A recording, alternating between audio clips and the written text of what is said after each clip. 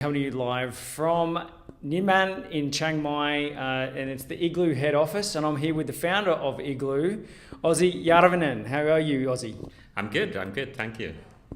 I just did awesome on that pronunciation, I must say, for myself. Yeah, that was pretty good. So, Ozzi, Iglu, tell me about Iglu. First of all, you founded it. How long ago? I founded Iglu in 2010.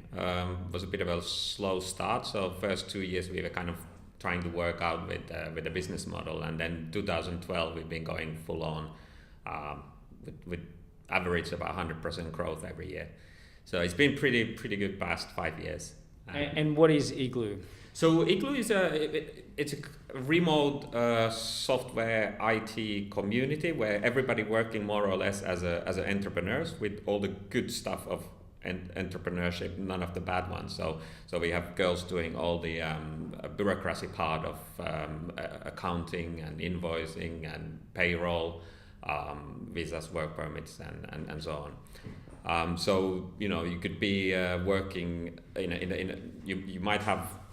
you might be a salesperson, project manager, account manager, and the developer in a project where you're taking the whole cake. We're taking just a small slice of handling the bureaucracy. Or you might be just a developer and then your slice of the cake is slightly smaller. Or combination of both as well. So they're normally one-man bands that come in and join up to be part of Iglu, and they're everything to their business. So I guess offloading those tasks, those administration tasks, will be a breath of fresh air for them. Do you have multi-person teams or small companies or startups that also join? Yes, we do. So basically for startups, a lot of the time they come to us because of a longer runway. So instead of a Silicon Valley or Helsinki or London, they runway is much longer here, especially in Chiang Mai. I mean, we have office also in Bangkok and Phuket, which are a little bit more, the living cost is not as low as in Chiang Mai, but especially in Chiang Mai, they can get a long runway. And I think the biggest team we have is 8 people. Okay. And so you said it's 2010 you founded this. Were you here longer than that?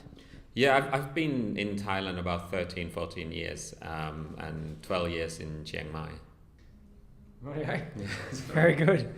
And so what brought you here to begin with? Pretty much kind of by accident. Actually, I was living in UK in Eastbourne with 3 guys from Jamaica who were spending their winters in Thailand, and they told me they used to call me a white nigger, and they told me that I would really like it here. So Okay.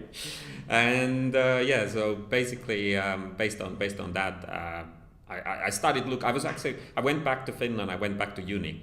And in the uni, I was, I didn't quite enjoy being in Finland. I started to look for opportunities to go as exchange students. So I sent an application to 4 universities, to Bali, Bangkok, Beijing, and Irkutsk in Siberia. And Bangkok was actually the only one that had an English program. So I ended up to Bangkok University. That was year 2000. So yeah, that's 18 years ago. And I spent a couple of years in Bangkok. Then I went back to Finland for a while, and 2006 I've moved here for good. Right, yeah. Sounds like an interesting story. So, Iglu, you've got multiple offices, you just mentioned. Yeah. So, which one was the first to open?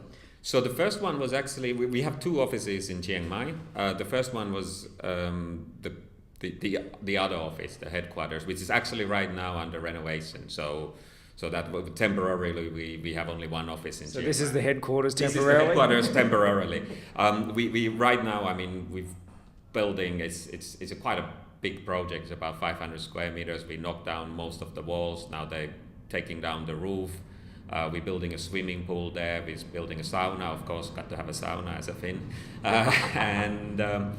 And yeah, so we're going to build our own coffee shop there and a couple of meeting rooms and so on. So it should be finished in about 4 months. Yeah. So and then of course, yeah, we have an office in Bangkok.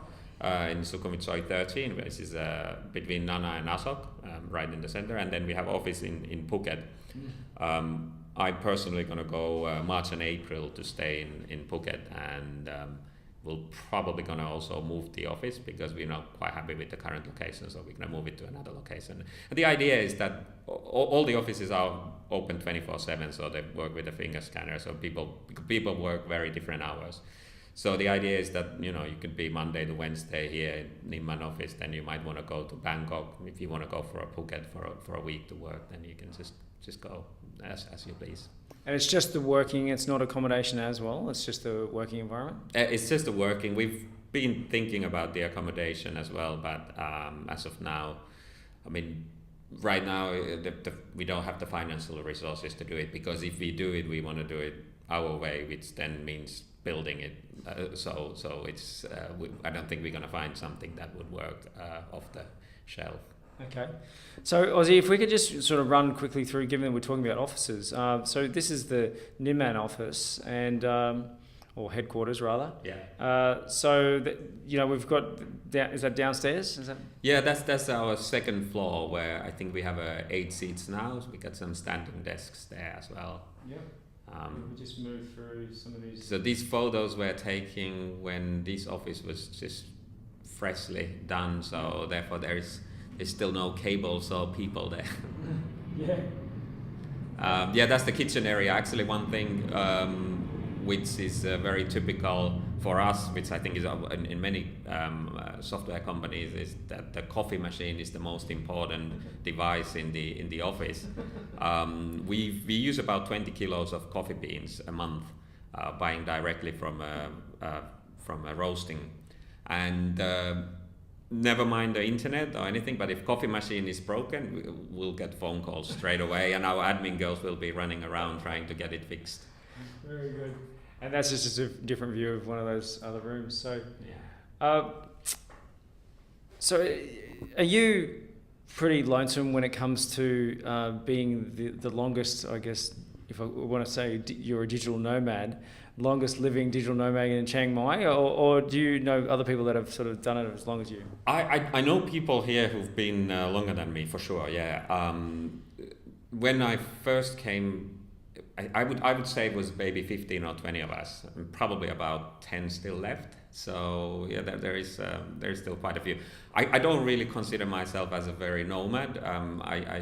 I like to use the term digital expat or dexpat, because I'm pretty much based here. I mean, I do travels, of course, but most of my travels are for work. And I mean, I got a house here. I got my family. I got dogs and my hobbies and everything here. Unfortunately, also managed to collect so much shit in my home that and I can't fit it into a backpack anymore. So no more nomadic lifestyle for you. No.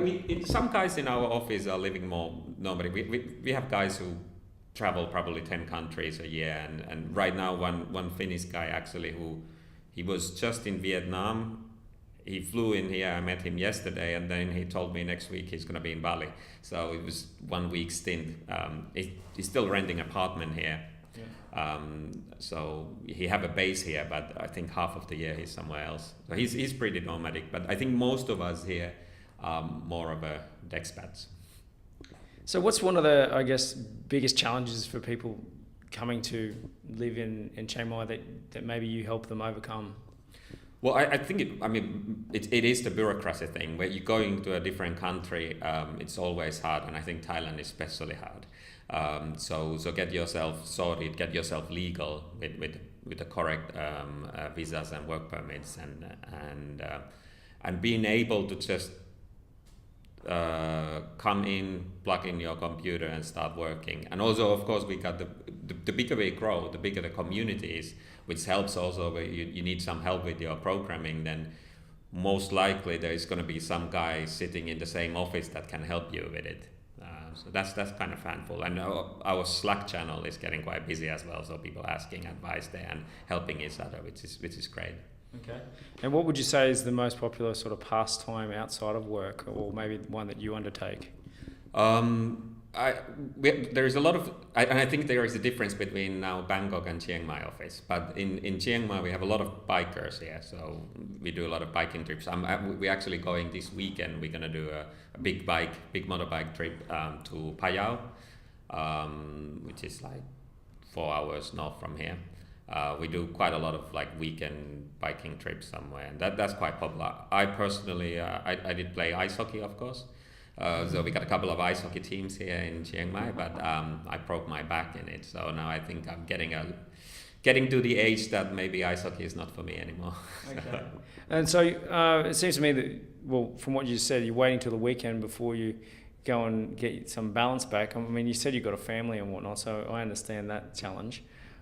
Is there anything during the week that you try and do to give you back some balance, or is it because you're the head honcho that you're stuck in the office more? Well, actually, I don't think I'm that stuck in the office anymore. That's definitely something that has changed, because I'm just carrying my 12-inch MacBook and I can do pretty much all my work with it. We do some weekly events and gathering and so on. We're trying to do more and more of those, and not only inside Iglu, but also open to other people who are interested of them. And people also, because of also the age thing, you know, I'm starting to being in a little bit on the older age. So I think there is a lot of the younger guys, they going out probably a lot more than I do, and doing that together. Yeah. We were in the park this morning, and there was some Tai Chi, or a form of Tai Chi, and there was some yoga and stretching and meditation and all those types of things. So I was more interested to know if you undertake any of those. Yes, so actually this morning I was almost partake, not undertake. I was almost late from here because I had a personal trainer coming to my home. So I got the 2 mornings. Tuesday and Thursday morning I have a personal trainer, Austrian guy, actually really cool. Something again that I could not afford back home. Cost me 500 baht an hour here, and he's coming to your home. And what's that in sort of euro? Or? That's about 13 euros an hour. And he also gives advice on what to eat, nutrition advice and so on. I go to yoga as well. There is an English teaching yoga classes twice a week. And the plan is that once we have our new headquarters open, I want actually every morning that we have either a free yoga lessons or the personal trainer. So we'll have to work out a little bit which one people are more interested of. But every morning there should be some program like that. Brilliant.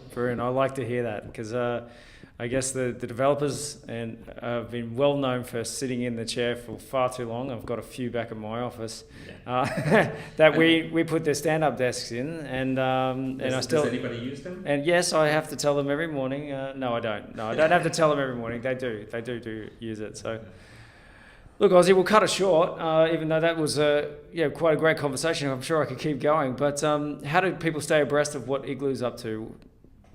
Our Facebook page. We write a blog pretty much like 2 or 3 times a month. We have a blog post coming. So hitting up to go to iglu.net and go sign up to our newsletter is probably the best way. And then following us in Facebook and Twitter. And that's spelled IGLU. IGLU, yes, that's right. That's the correct spelling of Iglu. Yes, so I've heard. Thanks very much for your time, Ozzy. It's been fantastic meeting you. Thank you. Cheers, guys. Plenty more coming to you from Chiang Mai on facebook.com/Beach City Life, and we're also on YouTube. So search for Beach City and subscribe there. Cheers. Top right. Top. Yep.